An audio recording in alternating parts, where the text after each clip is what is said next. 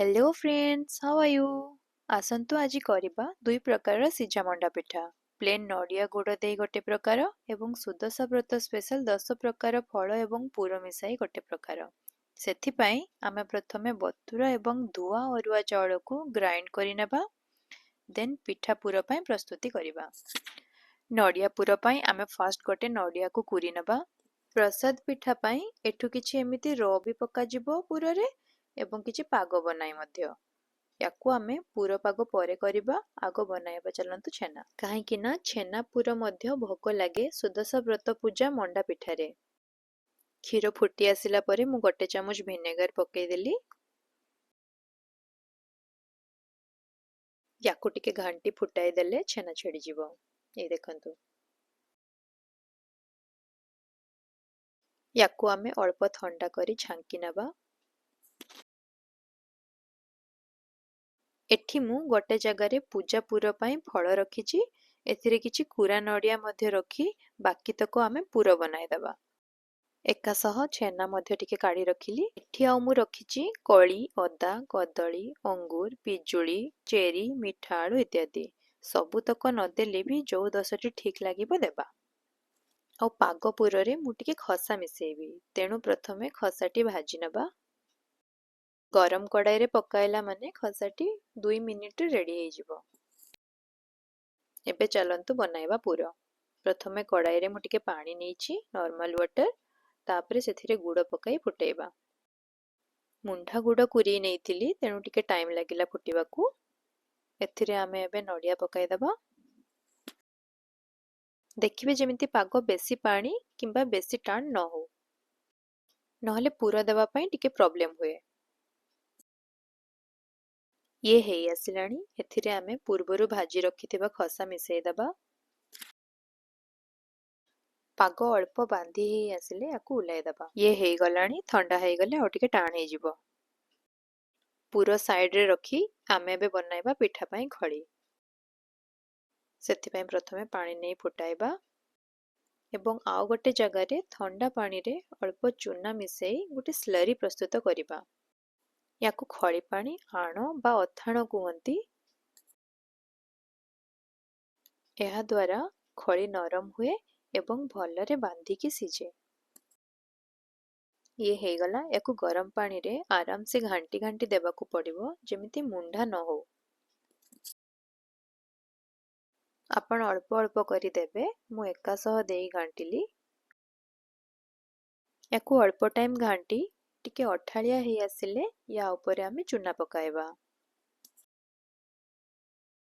ଚୂନା ମଧ୍ୟ ପକାଇଲା ବେଳେ ଧ୍ୟାନ ରଖିବେ ଯେମିତି ଘାଣ୍ଟି ଘାଣ୍ଟି ସାବଧାନରେ ପକାଇବେ, ଲମ୍ପସ୍ ଆସିବାକୁ ଦେବେନି।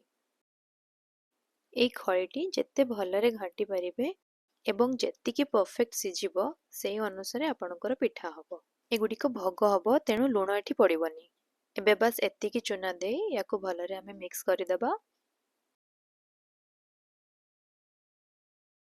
ହେଇ ଆସିଲାଣି ଖଳି, କଲର ବି ପୁରା ଚେଞ୍ଜ ହେଇଯାଇଛି। ଏବେ ଆମେ ୟାକୁ ଟିକେ ଚେକ୍ କରିବା, ପାଣି ଦେଇ କି ହାତରେ ଲାଗୁଛି କି ନାହିଁ। ହାତରେ ଲାଗୁଥିଲେ ସିଝିନି ଏବଂ ହାତରେ ଯଦି ଲାଗୁନି ତାହେଲେ ସିଝି ଯାଇଛି। ଆମେ ଏଠି 10 ପ୍ରକାରର ଫଳ କାଟି ରେଡି କରିଦେଇଛୁ। ପୂଜା କର୍ପୂର ମଧ୍ୟ ଟିକେ ମିଶାଇଥିବେ। ଯୋଉ ପୁର ମଧ୍ୟ ବନେଇଥିଲୁ, ଦେଖନ୍ତୁ କେତେ ବଢିଆ ଶୁଖିଲା ହେଇ ରହିଯାଇଛି। ଏ ଛେନା, ନଡ଼ିଆ, ଫଳମୂଳ ଏବଂ ପୁର ଇତ୍ୟାଦିକୁ ଭଲରେ ମିକ୍ସ କରିନେବା। ବ୍ରତ କରୁଥିବା ମା ଏବଂ ଭଉଣୀମାନେ ସୁଦଶା ବ୍ରତ କଥା ତ ପଢୁଥିବେ। ନଳରାଜାଙ୍କ ସ୍ତ୍ରୀ ରାଣୀ ଦମୟନ୍ତୀ ଏବଂ ବ୍ରାହ୍ମଣୀଙ୍କ କାହାଣୀ ଲେଖା ଅଛି, କେମିତି କରୁଥିଲେ ବ୍ରତ ଏବଂ ଭୋଗ ସବୁ। ଭୋଗ ପୁର ତ ରେଡି, ଏବେ ଚାଲନ୍ତୁ ଗଢ଼ିବା ଭୋଗ ପିଠା। ଆଉ ସତରେ ଫ୍ରେଣ୍ଡସ୍, ଏମିତି ଆଉ କାହା ସହ ହୁଏ କି ନାହିଁ ମୁଁ ଜାଣିନି, ବଟ୍ ଏକା କରୁଥିଲେ ସବୁ ଜିନିଷ ପୁରା ପରଫେକ୍ଟ ହୁଏ। କିନ୍ତୁ କେହି ଦେଖିଲେ କିମ୍ବା ସ୍ପେଶାଲି ଯେବେ ଭିଡ଼ିଓ କରୁଛି, ଭିଡ଼ିଓ ସହ କିଛି ସାଇଜ୍ ସେପ୍ ଠିକ୍ ରହେନି। ନଜର ଫଜର ତ ନୁହଁ, ମେ ବି ଆଟେନସନ୍ ଡାଇଭର୍ଟ ହଉଥିବ ବୋଲି ହଉଥିବ ସେମିତି। ଭିଡ଼ିଓରେ ଆସୁଛି କି ନାହିଁ ଦେଖୁ ଦେଖୁ ଗୋଲ ପିଠା ଗୁଡ଼ିକ ପୁରା ଗୋଲ ତ ହେଇପାରିନି, ବଟ୍ ଚଳିବ ଆଉ। ବେଶୀ ଟାଇମ୍ ନେଲେ ଖଳି ଥଣ୍ଡା ହେଇଯିବ ଆଉ ଭଲରେ ହବନି, ତେଣୁ ଜଲ୍ଦି ଜଲ୍ଦି ଗଢ଼ି ନେବା ପିଠା ଗୁଡ଼ିକ। ଭୋଗ ପାଇଁ 10 ପ୍ରକାରର ପୁରରେ ଆମେ 10ଟି ପିଠା ବନାଇ ନେଇଛୁ। ଏଗୁଡ଼ିକ ଷ୍ଟିମ୍ କଲା ପରେ ଆମେ ପ୍ରସାଦ ଚଢ଼ାଇବୁ।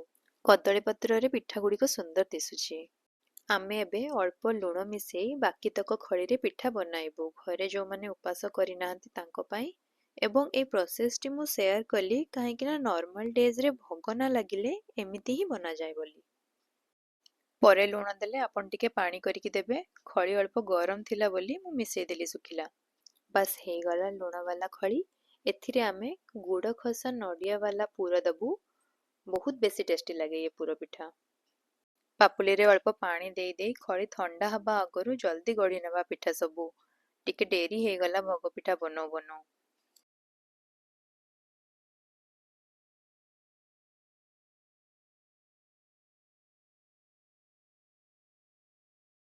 କ୍ୟାମେରା ସାମ୍ନାରେ ପିଠା ଗଢ଼ୁ ଗଢ଼ୁ ସେପ୍ ଟିକେ ଚେଞ୍ଜ ହୁଏ ବଟ୍ ଟେଷ୍ଟ ଉପରେ ଫରକ ପଡ଼େନି। ଟେଷ୍ଟି ହିଁ ଲାଗିବ ବାଇ ଦ ୱେ। ଟ୍ରେ ଗୁଡ଼ିକରେ ଭଲରେ ଘିଅ ଦେଇ ମଖାଇଦେବା ଯେମିତି ପିଠା ଆଉ ଲାଗିବନି ପ୍ଲେଟ୍ ସହ। ଦେନ୍ ସାବଧାନରେ ପ୍ଲେସ୍ କରିଦେବା ସବୁକୁ। ଫ୍ରେଣ୍ଡସ୍, ଆପଣମାନେ ପୁର ଏବଂ ସିଝା ମଣ୍ଡାକୁ କେମିତି ବନାନ୍ତି ମୋତେ ପ୍ଲିଜ୍ କମେଣ୍ଟ କରି ଜଣାଇବେ ଯଦି କିଛି ନୂଆ ଏବଂ ଡିଫରେଣ୍ଟ ୱେରେ କରୁଥିବେ। ଏବଂ ମୋ ଭିଡ଼ିଓ ବି କେମିତି ଲାଗିଲା କହିବେ। ଯଦି ମୋ ଭିଡ଼ିଓ ଭଲ ଲାଗୁଥାଏ then please like comment and subscribe. Steamer ଛାଞ୍ଚରେ ପାଣି ଫୁଟି ଆସିଲେ ଆମେ ଟ୍ରେ ଗୁଡ଼ିକ ବସାଇ ବନ୍ଦ କରିଦେବା ଲିଡ୍। ଦେନ୍ 15 ମିନିଟ୍ ପାଖାପାଖି ୱେଟ୍ କରି ଚେକ୍ କରିବା ପିଠା ସିଝିଛି କି ନାହିଁ। ପିଠାର ଉପର କୋଟ୍ ଦେଖିଲେ ହିଁ ଜଣା ପଡ଼ିଯାଏ କି ସିଝିଛି କି ନାହିଁ। ଦେଖିବେ ଗୋଟେ ସୁନ୍ଦର ଗ୍ଲେଜ୍ ଆସୁଥାଏ ତା ଉପରୁ। ପ୍ରସାଦ ପାଇଁ ଯେଉଁ ଆମେ ପ୍ରଥମେ ଗଢ଼ିଥିଲୁ ତାକୁ ମୁଁ ଉପର ଟ୍ରେରେ ରଖିଥିଲି। ଏବେ ଆଗ ଭୋଗ ପ୍ଲେଟ୍ କାଢ଼ି ନେବା। ପିଠା ଗୁଡ଼ିକ ବହୁତ ଗରମ ଅଛି କିନ୍ତୁ କାଳେ ସ୍ପୁନରେ ଭାଙ୍ଗିଯିବ ବୋଲି ମୁଁ ହାତରେ ବାହାର କରିନେଉଛି। ଆର ଟ୍ରେ ଗୁଡ଼ିକୁ ଆମେ ପରେ କାଢ଼ିବୁ। ପ୍ରଥମେ ମୁଁ ଯାଉଛି ଭୋଗ ଲଗେଇବି। Thank you so much. See you in the next video. Bye.